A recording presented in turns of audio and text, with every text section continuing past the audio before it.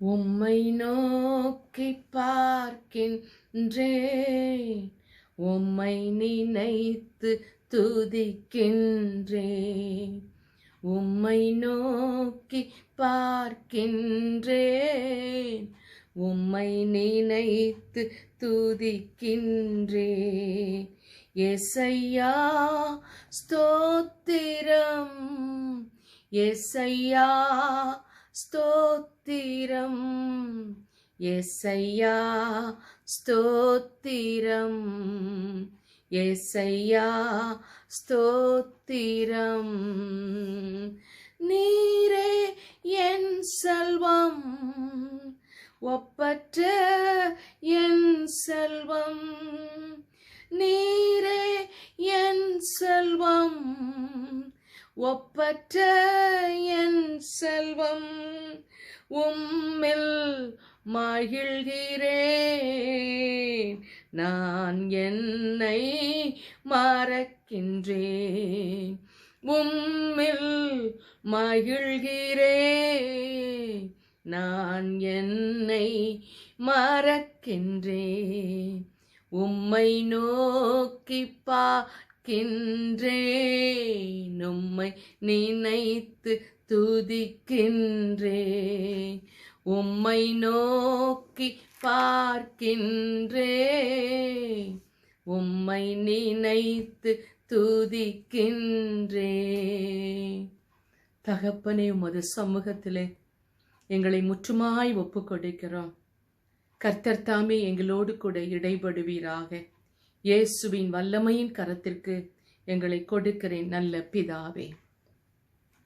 கிறிஸ்துவுக்குள் அன்பானவர்களே, இயேசுவின் நாமத்தில் இந்த நாளிலும் பரிசுத்த ஆவியானவர் நம்மளோடு கூட பேசும்படியாக ஒரு உன்னதமான ஒரு மனிதனை குறித்து பேச உங்கள் மத்தியில் வந்திருக்கிறேன். நல்ல மனுஷனுடைய நடைகள் கர்த்தரால் உறுதிப்படுத்தப்படும்.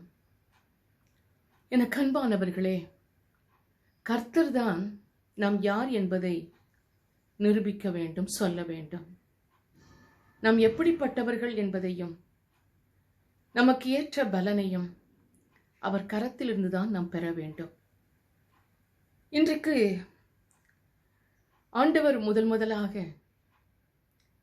6வது நாளிலே ஆதாமை உருவாக்கி தன்னுடைய சுவாசத்தை அவன் மீது ஊற்றி அவன் ஜீவ ஆத்மாவானான் என்று வேதம் சொல்லுகிறது. அவன் தேவனுடைய சாயலினால் உருவாக்கப்பட்டவன். அவனுக்கு ஏற்ற துணையாகிய ஏவாளை ஆண்டவர் மீண்டும் உருவாக்கி அதன் ஏதேன் தோட்டத்திலே அவர்களை வாழ வைத்தார். ஒவ்வொரு நாளும் அவர்களை சந்திப்பதற்காக அவர்கள் அவரோடு கூட உலாவி சஞ்சரித்து மிகவும் சந்தோஷமாக அந்த நாட்களிலே தெய்வ பிரசன்னத்தில் வாழ்ந்து கொண்டிருந்தார்கள். ஆனால் ஒரு நாள் அவர் வரும்போது அவர்கள் ஒளிந்து கொண்டார்கள். அவர்கள் விலகினார்கள் அவரை விட்டு. அவரை பார்க்க அவர்களால் முடியவில்லை. அவர்கள் செய்த பாவம், கீழ்ப்படியாமை தேவனிடத்திலிருந்து அவரை பிரித்திற்று.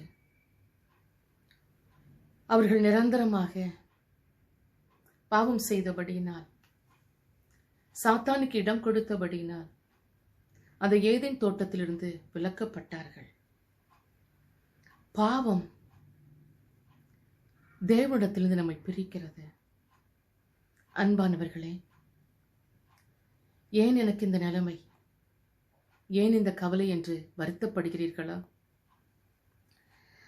நான் என்ன சொல்கிறேன் என்றால், அவரோடு கூட இருக்கிற ஐக்கியத்தை நீங்கள் கெடுத்திருப்பீர்களே ஆனால், தேவனோடு கூட இருந்த நாட்களை நீங்கள் மறந்து வேறு வழியில் விலகி சென்றிருப்பீர்களே ஆனால், மீண்டுமாய் ஒரு விசை இந்த நாளிலே நான் உம்மோடு கூட நடப்பதற்கும், உம்மோடு கூட பழகுவதற்கும், உம்மோடு கூட ஐக்கியப்படுவதற்கும் மீண்டுமாய் என்னை ஒப்புக் கொடுக்கிறேன்.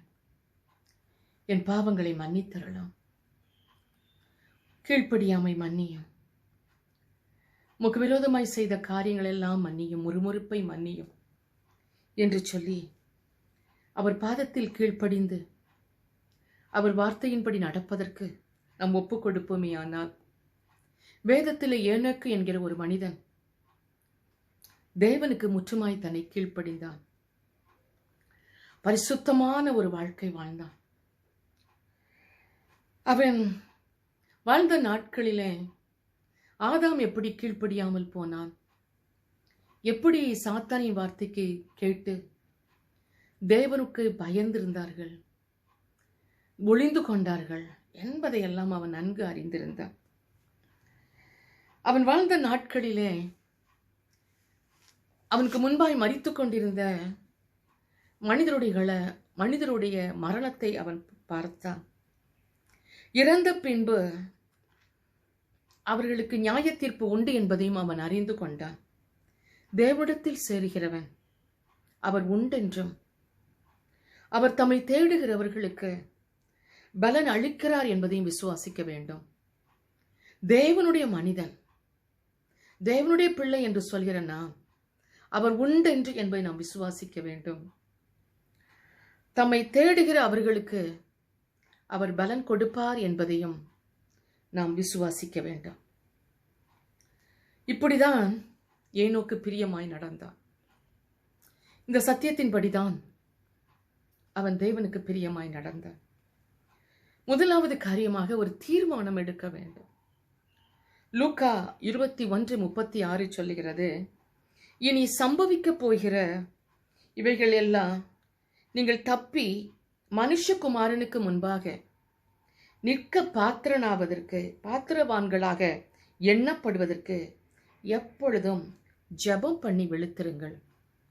இனி சம்பவிக்க போகிற இவைகள் எல்லாம் நீங்கள் தப்பி, இனி நடக்க போற காரியத்துக்கு நீங்க தப்பணும், அவ்வளவுதான்.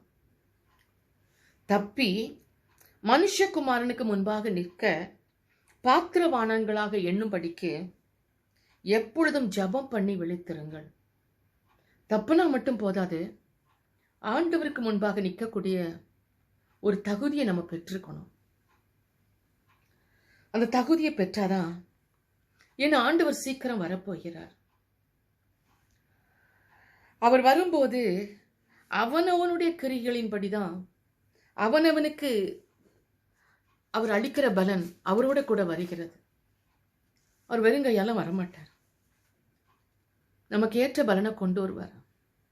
பரிசுத்தமா வாழ்ந்திருந்தியா, ஆண்டுக்காக ஊழியம் செஞ்சியா, தேவனுக்கு பிரியமா இருந்தியா, தேவ சித்தம் செய்தியா, நிச்சயமா அதோடைய பலனை நீங்க அனுபவிப்பீங்க. தேவனுக்கு விரோதமா இருந்துட்டு கர்த்தருக்கு பிரியம் இல்லாதா செஞ்சீங்களா, அதனுடைய பலனும் அவர் கூட தான் கொண்டு வருவார். ஆகவே ஆண்டு சொல்றாரு, வரப்போற சோதனைக்கு நீங்க தப்பி காக்கப்படணும்.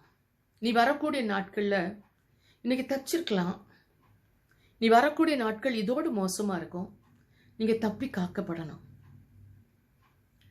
நீங்க அதை விரும்பணும். நான் காப்பாற்றப்படணும் ஆண்டவரே, நான் தப்பிக்கப்படணும் ஆண்டவரே, ஆண்டவரே நான் உமக்கு உண்மையா இருக்கணும் ஆண்டவரே, நான் விசுவாசமா உங்க பின்னால் நான் கடந்து வருவேன் ஆண்டவரே. நீங்கள் ஏனோக்கை போல விசுவாசிக்கணும். ஏன்னா நீ வரக்கூடிய நாட்கள் ரொம்ப மோசமா தான் இருக்க போகுது.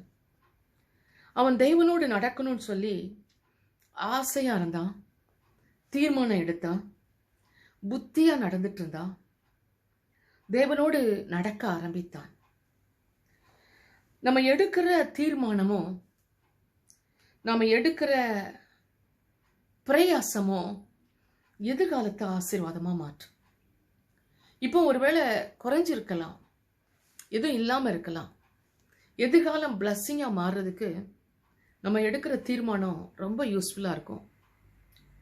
டைம் இன்னும் இருக்கு. இந்த டைம்ல நீங்க சூஸ் பண்ணிடணும். இந்த டைம்ல நீங்க ரெடி ஆயிடணும்.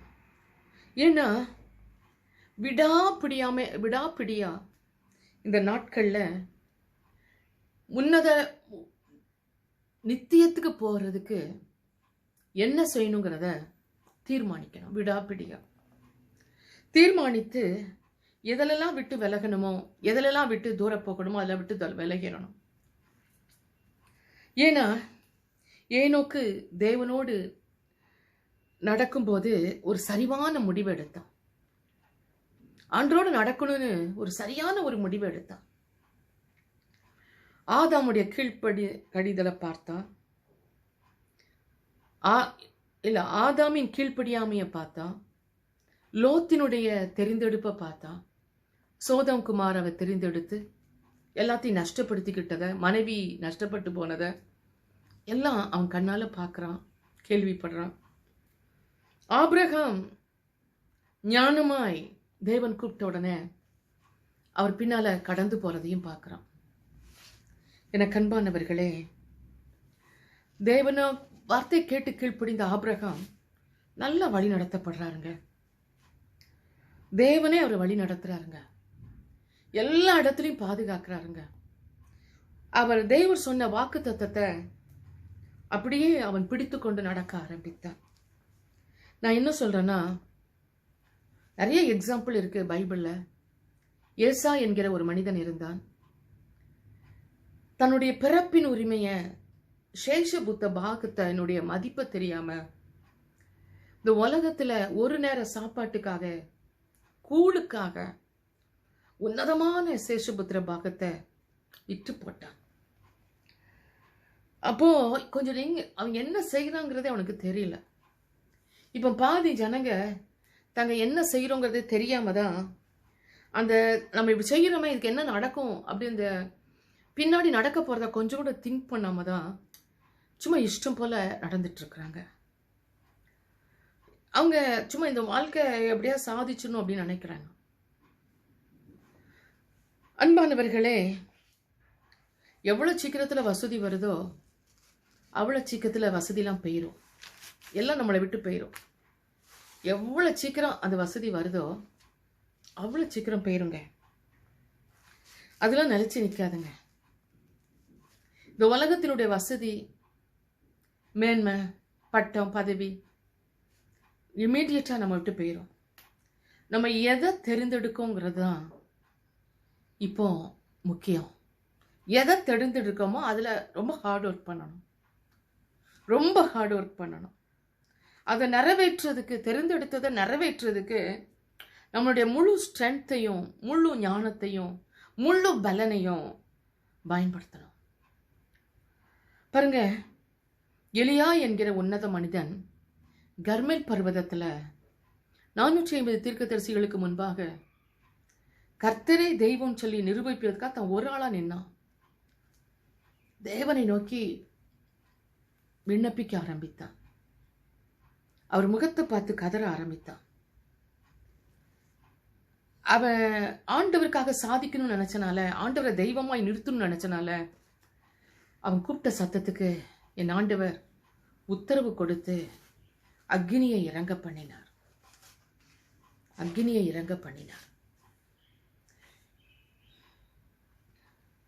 ஆனா அதுக்கப்புறம் எசபேல் அவனுக்கு விரோதமா எழும்பினால அடுத்தது என்ன செய்யணும் அப்படின்னு தெரியாம போய் சோர்ந்துட்டான், படுத்துட்டான். ஆனா மீண்டும் ஆண்டவர் அந்த ஊழியனை எழுப்பி தன்னுடைய காரியத்தை செய்ய வைத்து வெற்றி பெற செய்தார். தீர்மானம் சரியா இருந்துச்சுன்னா, நீங்க எடுக்கிற முடிவு சரியா இருந்துச்சுன்னா, அதுல கர்த்தர் உங்களுக்கு முழு பலனையும் தருவார். 100% நீங்க உழைக்கிற உழைப்ப அதுக்கு தருவார். Be strong. சந்தோஷமா இருங்க. ஆண்டவருக்காக முடிவெடுங்க. அடுத்தது, நம்ம வாழ்க்கையில ஒரு லட்சியம் இருக்கணும். லட்சியம் இருக்கணும். ஒரு ஹோப் இல்லாம, ஒரு எதிர்பார்ப்பு இல்லாம, ஒரு நல்ல முடிவுக்கு வராம வாழக்கூடாது. ஏனோக்கு வாழ்க்கையில அவனுக்கு ஒரு லட்சியம் இருந்தது. அவன் ஒரு குடும்பஸ்தான் தான். மனைவி, பிள்ளைகள் எல்லாரும் இருந்தாங்க தான். ஆனா அவன் வாழ்க்கையில ஒரு நல்ல ஒரு லட்சியம் இருந்தது. 300 ஆண்டுகள்ங்க கர்த்தரோடு கூட ரெகுலரா வாழ்ந்து கொண்டே இருந்தான், நடந்து கொண்டே இருந்தான், சஞ்சரித்து கொண்டே இருந்தான். அவன் பயங்கர ஸ்ட்ராங்கா முடிவெடுத்தான். என்னுடைய உறவு, என்னுடைய ஐக்கியம், என்னுடைய ஃபெலோஷிப் கர்த்தரோட தான். குடும்பம் இருக்கலாம், குடும்பத்தை நல்லா பார்த்துட்டான். எளிமையான குடும்பம் தான். குடும்பத்துக்காக பாடுபட்டான். மனைவி பிள்ளைகளை சந்தோஷமா வச்சுக்கிட்டான். எத்தனை கஷ்டமான நேரம் வந்தாலும் அவன் அன்போடு தான் பார்த்துட்டான். ஆனா அவனுக்கு ஃப்ரெண்டு, அவனுக்கு பழகிற ஆளு தெய்வம். தேவனோடு பழகினான். அவருக்காக டைம் கொடுத்தான். அவன் சோர்ந்து போகும்போதெல்லாம் அவன் நினைப்பெல்லாம் கர்த்தரோடு இருந்துச்சு. ஏன் நோக்கு தேவனோடு தான் நடந்தான். எத்தனை பிரச்சனை வந்தாலும், எத்தனை போராட்டம் வந்தாலும் நடக்கிறது ஆண்டவரோட தான் நடக்கணும். வாழ்றது ஆண்டவரோட தான் வாழணும். பழகிறது ஆண்டவரோட தான் இருக்கணும். எத்தனை பிரச்சனை வரட்டும், எது நடக்கட்டும், நீங்க உங்க ஐக்கியம் பேசுற ஆளு, மனவிட்டு சொல்ற ஆளு, உங்க மனசை திறந்து ஒப்படைக்க வேண்டிய ஆளு தேவனோட மட்டும்தான் இருக்கணும். நான் என்ன சொல்றேன், இத பழக்கப்படுத்திக்கோங்க, ரெகுலர் ஆக்குங்க. ஒவ்வொரு நாளும் தேவனோடு நடப்பதற்கு ஏதாவது தடை வந்தா அந்த தடையை தள்ளி வைங்க. தடை பண்ற சம்பவத்தை விட்டு விலகி வாங்க. அப்படி யாராவது ரிலேஷன்ஷிப்ஸ் இருந்துன்னா தடை பண்ண விடாதீங்க. தடை பண்ண விடாதீங்க. உங்க உறவை, கர்த்தருக்குள்ள உள்ள உறவை யாருக்கும் ஷேர் பண்ணாதீங்க. அந்த ஐக்கியத்தை மனம் விட்டு பேசுறத வேற யார்ட்டையும் பேச வேண்டாம். கர்த்தர்ட்ட பேசு, கர்த்தர்ட்ட பேசு. அவன் தான் நினைவு, தான் மனசுல உள்ளது, தான் உண்மையாக நடக்கிறது, தனக்கு கிடைச்சது, தான் என்ன நினைக்கிறேன் எல்லாத்தையுமே தேவனோடு கூட தான் அவன் ஒப்புரவானான். தேவனோடு கூட இருந்தான். பிலிப்பியர் 4:8 சொல்லுகிறது, சகோதரரே, உண்மை உள்ளவைகள் எவைகளோ, ஒழுக்கம் உள்ளவைகள் எவைகளோ, நீதி உள்ளவைகள் எவைகளோ, கற்புள்ளவைகள் எவைகளோ, அன்புள்ளவைகள் எவைகளோ, நற்கீர்த்தி உள்ளவைகள் எவைகளோ, புண்ணியம் எதுவோ, புகழ் எதுவோ, அவைகளையே சிந்தித்துக் கொண்டிருங்கள். சிந்தனை அப்படி போது இப்படி போதுலாம் சொல்றோம்ல, அவர் சொல்றாரு கரெக்டா அந்த வசனத்தின்படி உண்மையானவைகள் எவைகளோ அதை சிந்திங்க. பொய்யானதை நினைச்சிட்டு இருக்க வேண்டாம். உண்மை எது? தேவன் தான் உண்மையானவர். சத்தியம் உண்மையானது. வேத புத்தகம் உண்மை, கர்த்தருடைய வார்த்தை. அதிலே நினைவாயிருங்க, அதை நினைச்சிட்டே இருங்க. ஒழுக்கம் உள்ளவைகள் எவைகளோ, ஒழுக்கம் இல்லாதவங்க கூட எல்லாம் வச்சுக்காதீங்க. உங்க லைஃபை ஒழுங்கீனமா கொண்டு போற உறவு வேண்டாம். ஒழுக்கமானவங்களோட சேருங்க. நீதி உள்ளவைகள் எவைகளோ, அநியாயம் செய்யற ஆட்கள் உங்களுக்கு தேவையா? துன்மார்க்கன் உமக்கு தேவையா? நீதி உள்ளவங்களோட கூட பழகுங்க. கற்புள்ளவைகள் எவைகளோ, உங்க லைஃபை ஸ்பாயில் பண்ற மாதிரி, களங்கம் பண்ற மாதிரி ஒரு உறவு வேண்டாம், விட்டுருங்க. அன்புள்ளவைகள் எவைகளோ, தேவன் மிகவும் அன்புள்ளவர். அவர்கிட்ட உங்க அன்பை கொடுங்க, ஷேர் பண்ணுங்க. அவர் அன்பு உங்களுக்கு கிடைக்கும். அன்பாருங்க. தெய்வ பிள்ளைகளோடு அன்பா பழகுங்க.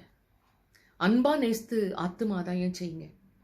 நற்கீர்த்தி உள்ளவைகள் எவைகளோ, எது புண்ணியமோ, எது புகழ் எதுவோ அதையே சிந்தித்துக் கொண்டிருங்கள். சிந்தனை ஸ்பாயில் ஆகக்கூடாதா? மைண்ட் ஸ்பாயில் ஆகக்கூடாதா? இந்த வசனத்தின்படி நடங்க. பிலிப்பியர் 4:8 மனதிலே வைத்துக் கொள்ளுங்கள். இந்த வசனத்தின்படி நடவுங்கள்.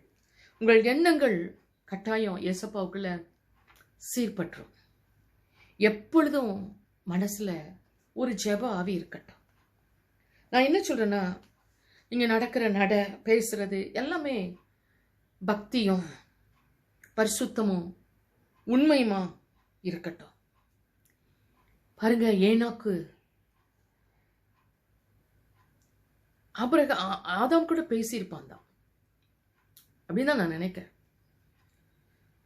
அதுக்கப்புறம் தான் அவன் நிச்சயமா ஆண்டவரை பத்தி சொல்லியிருப்பான். எல்லாவற்றையும் அவன் அறிந்திருந்தான்.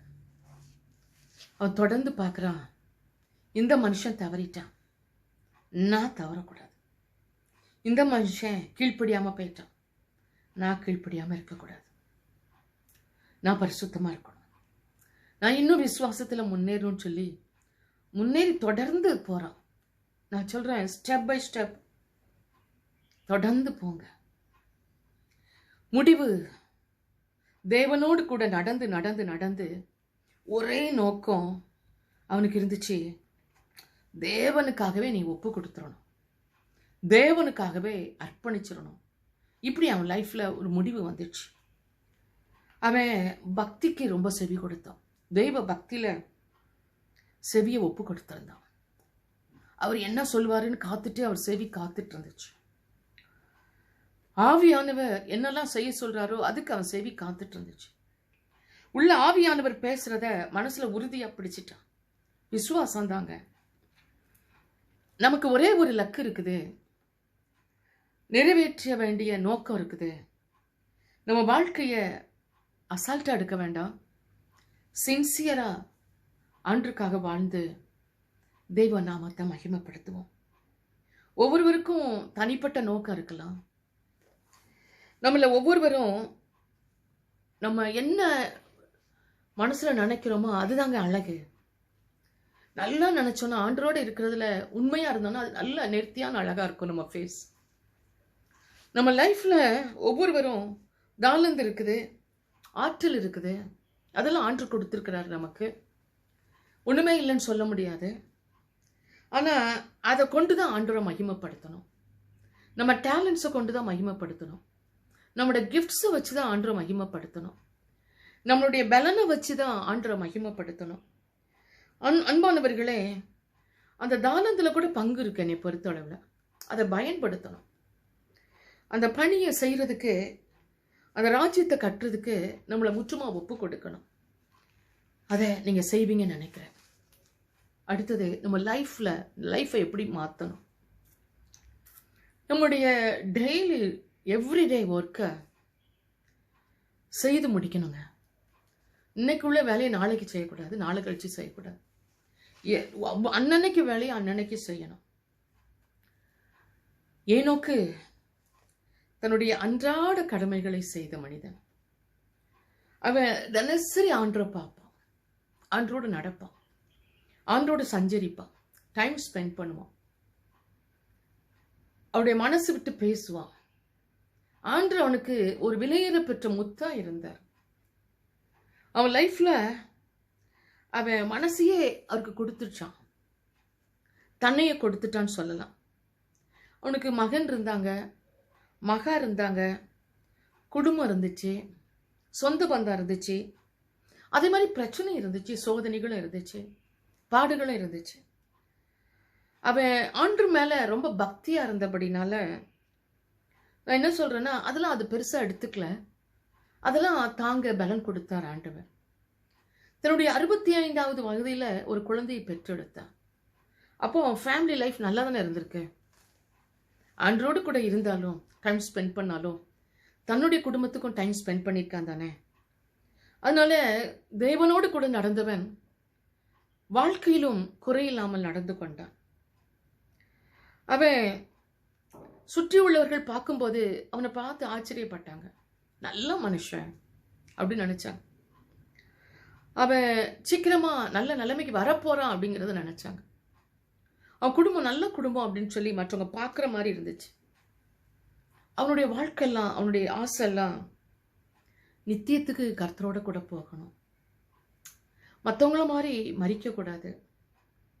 அவன் ரொம்ப ஆண்டரோடு கூட பழகிறத ரொம்ப சிறப்பா எடுத்துக்கிட்டான், சிறப்பா நினைச்சான். தன் பிள்ளைகளுக்கும் கர்த்தரை பற்றி சொல்லி கொடுத்தான். தன் குடும்பத்துக்கு சத்தியத்தை பத்தி போதித்தான். நல்ல ஒரு கணவன், நல்ல ஒரு தகப்பனா இருந்தாங்க. 969 ஆண்டுகள், குறைஞ்சது அவன் தன்னுடைய ஆயத்தப்பட்ட நாட்கள் எல்லாம் ரொம்ப சிறப்பான நாட்களாக இருந்தது. 2 பேதுரு 3:9 சொல்லுகிறது, தாமதிக்கிறார் என்று சிலர் எண்ணுகிறபடி கர்த்தர் தமது வாக்குத்தத்தத்தை குறித்து தாமதமாயிராமல் ஒருவரும் கெட்டு போகாமல் எல்லோரும் மனம் திரும்ப வேண்டும் என்று விரும்பி நம்ம நீடிய பொறுமையாயிருக்கிறார். எல்லாரும் மனம் திரும்ப வேண்டும் என்று சொல்லி நம்மில் நீடிய பொறுமையாயிருக்கிறார். தாமதிக்கிறார் தாமதிக்கிறார் சொல்லிட்டு அசால்ட்டா இருக்கக்கூடாது. எதுக்கு தாமதிக்கிறார் அப்படின்னா, தம் வாக்குத்தத்தத்தை குறித்து தாமதியாமல் இராமல் ஒருவரும் கெட்டு போகாமல் எல்லாரும் மனம் திரும்ப வேண்டும் என்று அவர் நம்மில் நீடிய பொறுமை உள்ளவராய் இருக்கிறார். யாருமே நரகத்துக்கு போறது அவருக்கு பிடிக்கல, யாரும் அழிந்து போவது பிடிக்கல. இந்த உலகம் ரொம்ப அசுத்தமான உலகமா இருக்கு. அதுலதான் நம்ம வாழ்ந்துட்டு இருக்கோம். ஏனாக்கும் இந்த உலகத்துல தான் வாழ்ந்தார். ரொம்ப துன்மார்க்கமான ஒரு உலகத்துல தான் நம்ம வாழ்ந்துட்டு இருக்கோம். ஆனா அது நற்றில வாழ்ந்தாலும் அந்த அசுத்தம் அவனை தொட விடாதபடி, உலகத்தின் கரை தன்னில் படாதபடி தன்னை காத்து கொண்டார். எப்படி வெள்ளப்பெருக்கு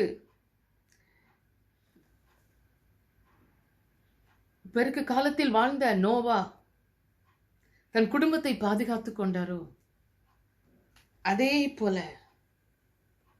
ஏனோக்கும் தன்னை காத்து கொண்டார். உலகமே அழியுது, நோவா குடும்பம் அழியல. அவ்வளவு உத்தமமா வாழ முடியும் தானே? நம்ம ஆண்டவர் அப்படிப்பட்டவர் தானே? நான் சொல்லிறேன், இந்த உலகத்துல முறுமுறுக்கிறவங்க இருக்கிறாங்க, முறைக்கிறவங்க இருக்கிறாங்க, தங்க இச்சையின்படி நடக்கிறவங்க இருக்கிறாங்க. அவங்க வாய் இருமாப்பா பேசிட்டு இருக்குது, அவங்க முகஸ்தொலிக்கு பேசுறாங்க. யூதா 16:18 அப்படி சொல்லுது, ஏனோக்கோ தேவனோடு நடந்தான். யார் என்ன எப்படி இருக்கட்டுமே, தேவனோடு கூட நடப்போம்.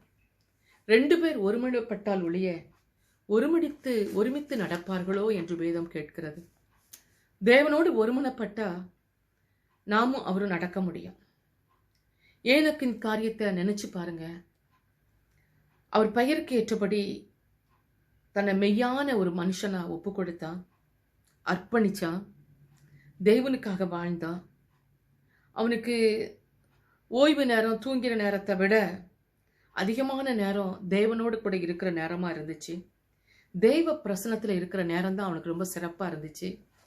என கண்பானவர்களே, தேவனுக்கு அளித்த வாழ்க்கை ரொம்ப சிறப்பான வாழ்க்கையை அமைத்துக்கிட்டான். எல்லா நேரத்திலையும் விசுவாசத்தை காத்துக்கிட்டான். தொடர்ச்சியா தேவனோடு கூட ஐக்கியப்பட்டிருந்தான். அவன் ஜெபம், அவனுடைய விசுவாசம், பக்தி, தூய்மையா வாழ்ந்ததெல்லாம் இதுல இருக்கு. ஆனா ஆண்டவராகிய இயேசு கிறிஸ்து சொல்றாரு, இந்த கடைசி நாட்கள்ல இருக்கிற நீங்க ஏனோக்கை போல என்னோடு கூட சஞ்சரிக்க முடியும்.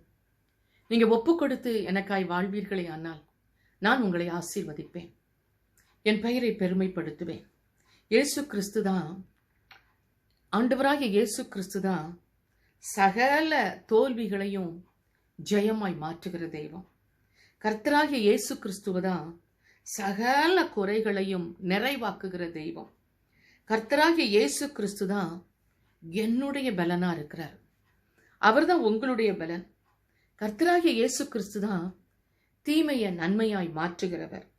உங்க ஆத்தும நேசராய் இருக்கிறார், பரிசுத்தமாய் இருக்கிறார், நியாயாதிபதியாய் இருக்கிறார், நீதியாய் இருக்கிறார். உன் தேவன் தான் நீதிபதி. அவர்தான் சமாதானத்துக்கு காரணர். என கண்பானவர்களே, அவர்தான் நம்முடைய தகப்பன், அவர்தான் நம்முடைய வழிகாட்டி, அவர்தான் நமக்கு நல்ல நண்பர். இந்த வேளையில் ஆண்டவர் கரத்துல முற்றுமாய் இன்றைக்கு நம்மளை ஒப்புக் கொடுப்போம். ஏனோக்கை போல அவருக்கு விருப்பமான சந்ததி உருவாக நம்மளை ஒப்புக் கொடுப்போம். அவரோடு கூட ஐக்கியமாய் இருக்க ஒப்புக் கொடுப்போம். உலகம் அழிவுக்குள்ளாக போக போகிறது. நாமோ தேவனுக்கு பரிசுத்தமாய் வாழ ஒப்புக் கொடுப்போம். நம்முடைய நினைவுகள் எல்லாம் அவருடைய காரியத்தை குறித்த நினைவுகளாய் இருப்பதாக. ஒவ்வொன்றிலும் சரியாய் இருக்கும்படியாய், இந்த உலகம் நம்மளை தொடாதபடி, எல்லாவற்றிலும் நம்மளை மறைத்து கொள்ளும்படியாய் தெய்வ கரத்தில் ஒப்புக் கொடுப்போம். தகப்பனே, உமது கரத்தில் எங்களை அர்ப்பணிக்கிறோம். நீர் மகிமைப்படும், நீர் காத்துக்கொள்ளும். இந்த செய்தி கேட்ட ஒவ்வொருவருக்கும் அந்த பலனை கொடும். ஆவியானவர் முற்றிலுமாய் மகிமைப்படும். இயேசுதாமே இந்த நாளை ஆசீர்வதித்துக் கொடும். நாளுக்கு நாள் பரிசுத்த சந்ததி உருவாகட்டும், அர்ப்பணிப்பின் சந்ததி உருவாகட்டும், உமக்காக வைராக்கியம் உள்ள குடும்பங்கள் உருவாகட்டும். கர்த்தர் மகிமைப்படும். இயேசுவின் வல்லமையின் கரத்துக்கு கொடுக்கிறேன். நீரே மகிமைப்படுவீராக. இயேசுவின் நாமத்தில் ஜெபிக்கிறேன் எங்கள் நல்ல பிதாவே. ஆமேன், ஆமேன். God bless you. கர்த்தர் உங்களை ஆசீர்வதிப்பாராக. ஆமென்.